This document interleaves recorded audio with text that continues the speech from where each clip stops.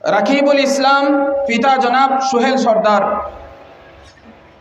Star mark পেয়েছেন এবং 1 number হয়েছেন। এখানে যাও।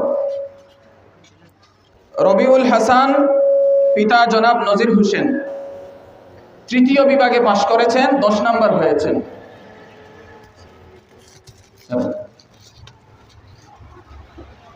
এখানে আসো, এখানে দাঁড়াও।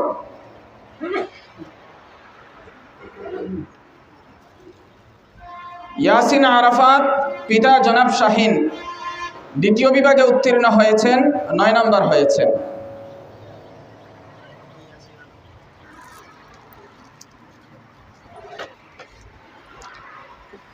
খলিলুর রহমান পিতা জনাব নুরুল ইসলাম প্রথম বিভাগে পাশ করেছেন, 3 নাম্বার হয়েছেন।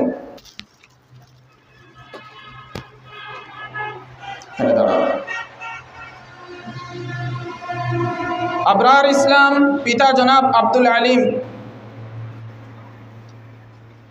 স্টার মার্ক পেয়েছেন, 2 নাম্বার হয়েছেন।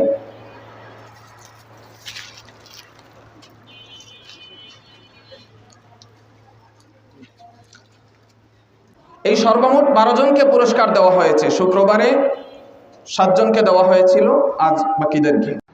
মুসলমান নাম রেখেছেন কে? ইব্রাহিম আলাইহিস সালাম। আমাদের নাম মুসলমান কে রেখেছেন? আদম আলাইহিস সালাম থেকে সবাই তো আল্লাহর ইবাদত করছেন, কিন্তু যে মুসলমান যে নাম, এটা কে রেখেছেন? ইব্রাহিম আলাইহিস সালাম। সাম্মাকুমুল মুসলিমিন। এজন্য আমরা বলি কি, মুসলিম জাতির পিতা ইব্রাহিম। কি বলি? মুসলিম জাতির পিতা ইব্রাহিম। আল্লাহ আমাদেরকে মুক্ত করছে, আর জাতির পিতা কোনো দিকে যায়েন না, মুসলিম জাতির পিতা ইব্রাহিম। বুঝে আসছে কথা? অবশ্য যুক্তি দিলে বিভিন্ন যুক্তি দেওয়া যায়, এত যুক্তিতে যাওয়ার দরকার নাই। যিনারা অমুক তমুককে বলেন অমুকের পিতা, জাতির পিতা, এটার পিতা, ওইটার পিতা, তারা নানান ব্যাখ্যা দেন। বাবারে, এত ব্যাখ্যার দরকার নাই। নামাজ পড়ি আল্লাহর জন্য, রোজা রাখি আল্লাহর জন্য, হজ করি আল্লাহর জন্য, খাই আল্লাহর জন্য, ঘুমাই আল্লাহর জন্য, কুরবানি করি আল্লাহর জন্য। এত আমার ব্যাখ্যা দেওয়ার দরকারটা কি?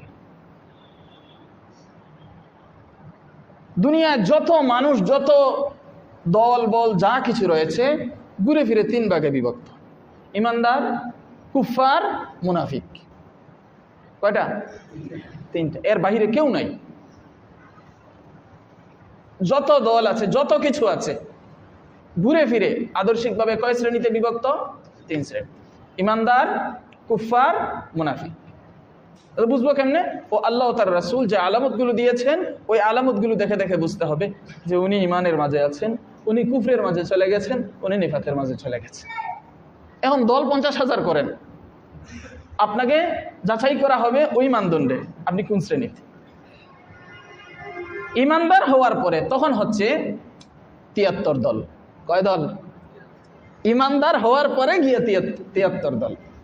ওই 73 দলের মাঝে বিনা হিসাবে জান্নাতে যাবে 1 দল, আর বাকি 72 দলের সাথে হিসাব নিকাশ আছে।